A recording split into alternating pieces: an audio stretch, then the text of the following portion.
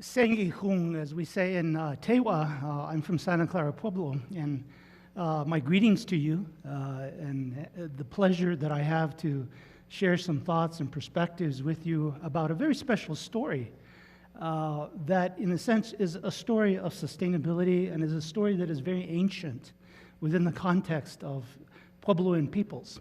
And so the name of this story is really a Pueblo story of sustainability. And I invite all of you into the world of Pueblo people because the story actually is a story of emergence.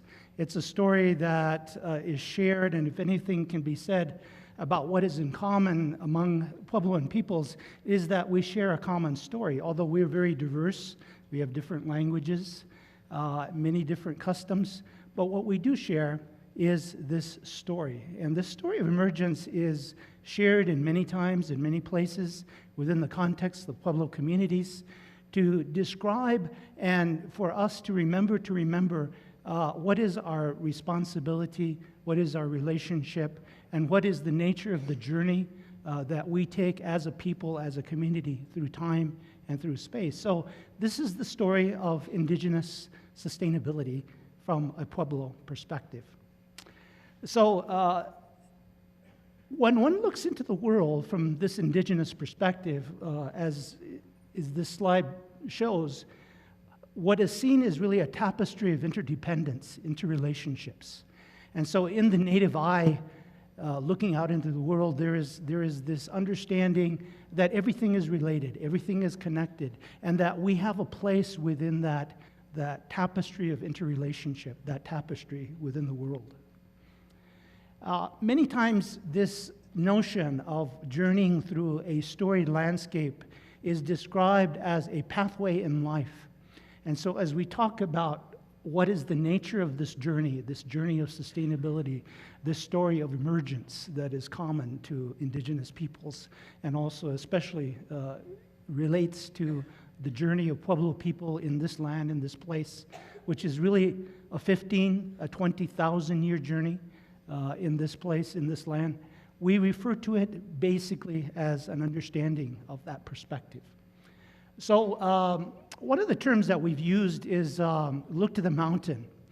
And in my language, it's pronounced Bimpiobi. And when one says that, one begins to understand that when you look at something that is vast and large and has a very important kind of meaning to the people, that you have to look at the past, you have to look at the present, and you have to look at the future to have a complete perspective of understanding of where you may go and what you may do.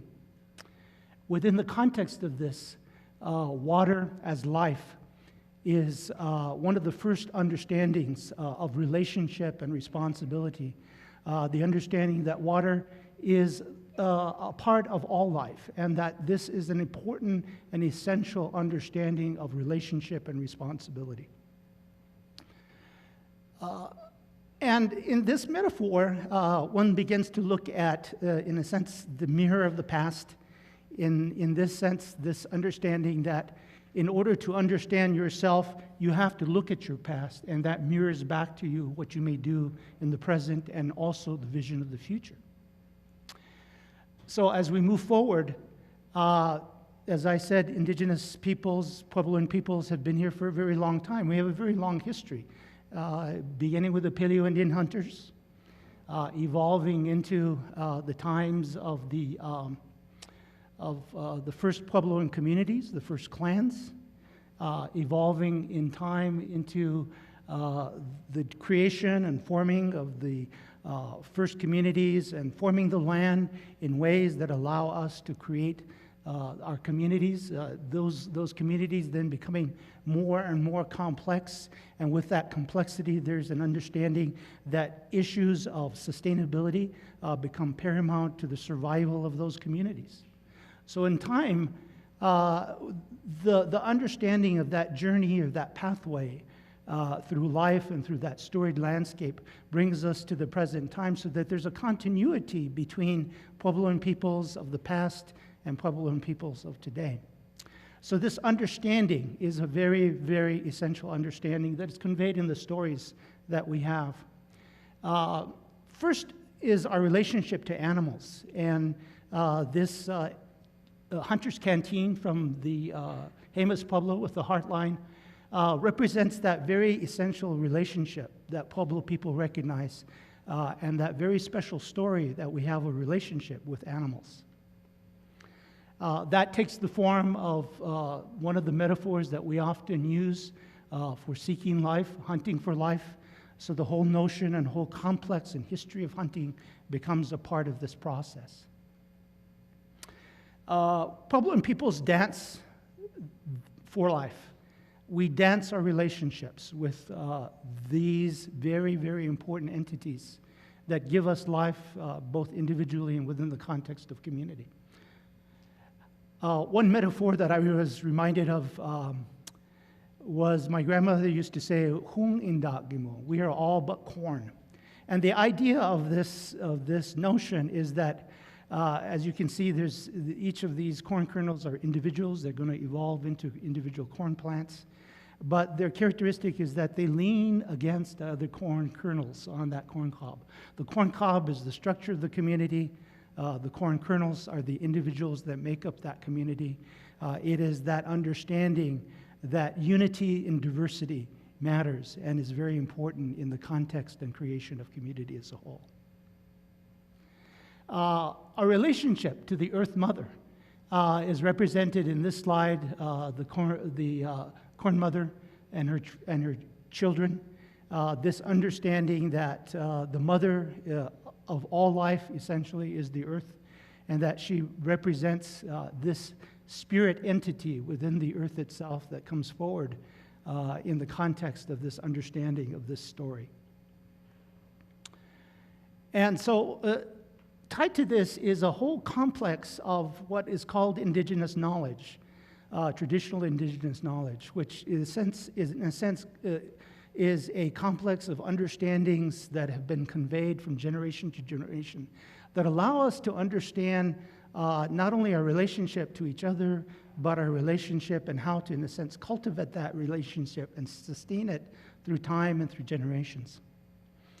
As we dance the buffalo dance, so as we dance our relationship to animals, we also dance our relationship to plants. And so the complex of corn dances that one witnesses actually beginning very soon and all the way through the life cycle of corn, all the way to harvest, is a representation of this understanding and this coming together to remember what is important. And that is really the sustainability of the people, the sustainability of the community through time and through generations. So what is it all about? Ultimately, what is this whole notion of sustainability really about? It's really about the good life. And so the harvest really represents that understanding of what it's all about. And in this context, one can see that seeking life, finding life, and having life are all combined in this context of understanding this metaphor. And so finally, this notion of native well-being, native foods, native health, native community, native family, native art, native teaching, native learning, becomes all of the ways in which, within the context of Puebloan communities, we reinforce and we remember what it is to be a part of the community and also to sustain ourselves as cultures through time and through generations. Likewise, as we sustain the land also sustains us in the context of this notion that we are related not only to the plants and to the animals, but we are actually very much the land itself. And so I leave you with these thoughts, these perspectives about understanding through metaphor, through image, through remembering to remember what is important. And so our feast, that food for life, in the context of celebrating our elders and the notion that they convey to us understandings and perspectives that are important to carry into future generations. And this whole notion that the spirit of sustainability is coming alive again. We call this the Indigenous mind rising.